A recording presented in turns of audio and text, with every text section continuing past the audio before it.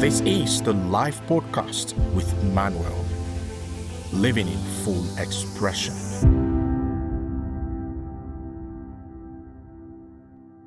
Hello and welcome to the live podcast with me, your host, Manuel. And in today's episode, we're going to be talking about something very, very important and very critical that affects how you live in full expression. So we're going to be focusing on why you may be living a life that was never yours. And I want to start this episode by telling you an experience that I had. A few months ago, I canceled an NHS appointment because of family emergency. I called a few days before that to let them know I was not going to be attending the test. And after a month later, I received a letter and text telling me a consultant was going to be calling and that I should keep my medication close by. I had not attended this scan. I have not attended any test. Remember, there was no medication in the first place. The appointment had been cancelled, but the system had my name on it, and the system was confident. The consultant called, confirmed my name and my postcode, and told me that based on the findings from the test and the scan, there were conditions that needed monitoring. And prior to this, I was told I was supposed to be on about 6 weeks monitoring by a consultant before this call came. And while she was talking, I finally interrupted her and I said, "Are you sure this is for me?" She said, "Yes, your name is on the results." She called my name in full and said, "That's what is on the results." And I said, "That result cannot be mine because I never took the test. I was not there for any scan. I cancelled it." So what followed became the clearest metaphor I have ever encountered for one of the most consistent and invincible patterns in human life. And that's why this episode is built around it. So if you're ready, let's get started.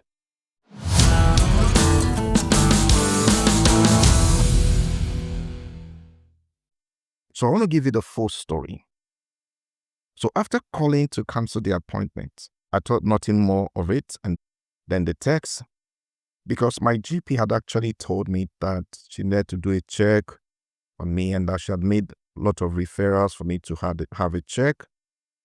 Prior to this time, I've had an eye check and all of that. And this time around, because I couldn't go for this particular scan due to a family emergency, when the consultant called me, he asked a series of questions. "Do you have these symptoms?" I said, "No." "Do you have challenge swallowing?" I said, "No." "Do you have any issue with breathing on your nose?" I said, "No." And midway asking that question, I had to ask her, "Are you sure this result is actually mine?" She said, "Yes, your name is on it." In fact, because of this, I was almost placed on a 6 weeks intensive monitoring for a scan I never went for a condition that never existed, and I could have been diagnosed with that. The only thing that ended that discussion was when I asked, "Are you sure this is for me?" And then she ended by saying, "Well, okay, if you find anything or if there's anything, you can always call us." And that question, "Are you sure this is for me?" is the most important question you can bring to any label that is currently shaping your life. Because the mechanism is identical, a system with apparent authority, a result with your name on it, an acceptance that was never really a choice because the question was never asked. And I want to tell you this, the most dangerous diagnosis you will ever receive is not a medical one. It is a label delivered with authority that tells you who you are and what kind of life is available to you. Most people never ask whether the result is actually theirs. Now, let me tell you a story of a woman who also had a similar experience in real life as well. In the early 90s, a young woman was fired from her role as a co-anchor at WJZ TV in Baltimore, in Maryland. The producer's professional verdict was that she was unfit for television news. This is official, institutional, delivered with the authority of someone whose job it was to evaluate exactly this. By her own account, it shook her to her core. The label landed as professional verdict, especially when delivered by people whose opinion of your suitability for a medium you're trying to build your career is supposed to mean something. As a consolation, she was offered a slot on a daytime talk show called People Are Talking. The show became a hit. She stayed for 8 years, and from there, she built the most watched talk show in television history. 25 seasons, an estimated $3 billion in net worth, and a legacy that redefined what television could be and who it could speak to. And this person is Oprah Winfrey. The result had her name on it.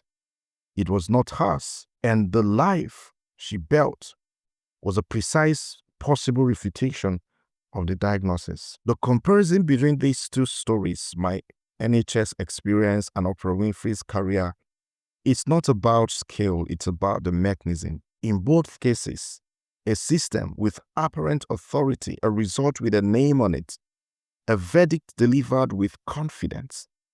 In both cases, the results were wrong. The only difference that produced different outcome is whether the person whose name was on the result asked the one question that exposes it. So, here's what I want us to do right now. I'm going to take you through layers of questions to be able to help you unravel maybe a particular life you're living right now that doesn't seem to be yours. I want you to answer these questions sincerely. Write it down, as always, because when you write them down, it forces you to think deeper, and then you'll be able to unravel whatever it is that is behind the label. So the first question is this: what are the labels currently running your life? I don't mean the ones you consciously chose, the ones that were assigned, the ones with your name on them. Name the most powerful one specifically. Just pick one that has been so powerfully lived by you right now. Not the area, I mean the label. I'm not saying kind of label that says I struggle with money. I'm not the kind of person who achieve at that level. The precision of the naming is the beginning of the work. Now, number 2 is this. For the label with the most power in your life right now, who issued it to you? What was the test? And were you actually in that room when the result was generated? Because the authority behind most label collapse under these questions. The basis is almost always weaker than the confidence with which the verdict was delivered. Look at my story.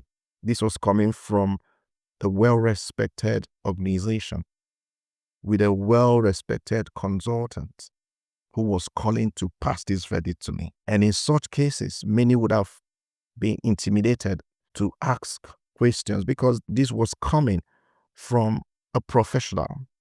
So ask yourself, who issued that test? Who issued that verdict to you? And then the last one, what would change specifically this week if you treated this label as a wrong diagnosis? What would the person who has returned the prescription do that you are currently not doing? I don't mean eventually. I mean this week, one specific action. The label does not dissolve through insight alone.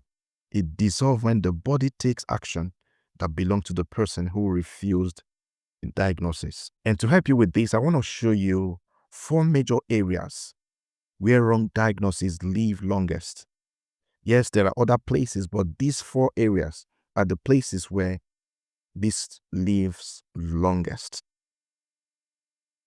Number 1 is identity and worth, the root diagnosis. Who you believe you fundamentally are, what you deserve, whether you belong. When a wrong diagnosis operates at this level, it shapes every ceiling above it. And this is where the audit must begin for you. Number 2 is this: capability and potential. You hear such questions as, you are not the kind of person who, you can continuously fill in. This is about identity. This is about capability, what you can and you cannot do. And these are all ceilings that have been placed over you. These labels come most often from educational systems, early workplaces, in comparison from your family.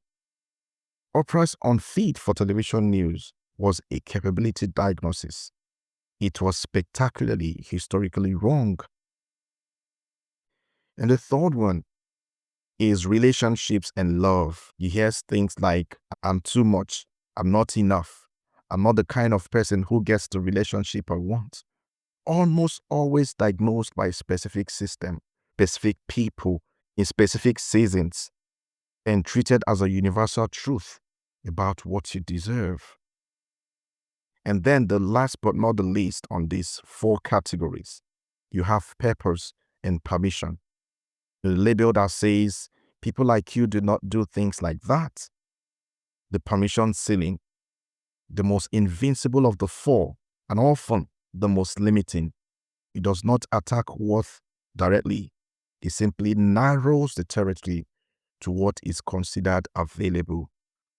So look out for these 4 and ask yourself, in these 4 areas, where have I been living based on the label I've received consciously or unconsciously? And I'm going to give you a very good analogy of what it looks like to be living in someone else's label or to be living by a wrong diagnosis. Now, I want you to think of a wrong diagnosis like a prescription written for someone else with your name on it. The medicine was never meant for you. Taking it anyway does not treat the condition because over time, it rather creates one. The label has your name on it. That does not make the diagnosis yours. And the 6 weeks monitoring program ends the moment you ask the right question with the same precision I used on that consultant call. Are you sure this is for me? All right, here are 3 moves to return the wrong prescription, just like I did. And I want you to apply this week. Specific and non-negotiable. Move number 1, name the label. So like we have done previously. So I want you to write the label with the most power in your life right now. Be clear about it, specific about it, and write it in full, not the area it lives in. I mean the label itself, because you cannot dispute a verdict you have never clearly read. And this is where the invisibility ends. Move number 2. I want you to trace the origin. Apply the diagnostic question. Who issued these results? What was the test? Was I actually in the room when this was carried out? The authority behind most labels collapse under this level of precision because the basis is almost always weaker than the confidence of the delivery. So you have to trace where this came from. And the third move is this. Take the action that belonged to the person who refused the diagnosis. What one specific action this week will you carry out? Not eventually. I mean, today. Give a day, give a time. The action that belonged to the version of you who looked at the results, saw your name on it and said, this is not for me. What action will that person take? So you need to take that this week. This week's premium worksheet take you through the complete wrong diagnosis process across all these 4 areas. So you can find a link to get your copy in the show notes. The result had my name on it. The diagnosis was wrong. And the only thing that ended the monitoring program that would have gone through was one question. Are you sure this is for me? So in conclusion, I've been thinking about this experience since it happened, about all the labels I accepted in my own life, in my own development, that had my name on them and felt official enough that I never asked a question. The teacher who told me something I filed as a fact about my intelligence. The early career experience I turned into a verdict about my capability. The relationship that ended and became for a while a statement about what I deserve. In every case, the label was confident. In every case, I had more reason to dispute it than I used at the time. What I want for you from this episode And from the worksheet, if you choose to use it, it's not inspiration, it is precision. Because the ability to look at the label currently running your life, apply the same question I applied on that consultant, and find out which ones collapse under it. Because most of them will.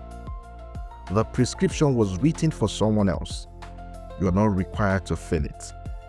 Because the result had my name on it, the diagnosis was wrong. And the only thing that ended the monitoring program was one question: are you sure this is for me? In the coming days, I'll be running a series on this particular story, and I want you to look forward to it. This has been the Life Podcast with me, your host, Manuel. And until I come your way in our next episode, keep living in full expression.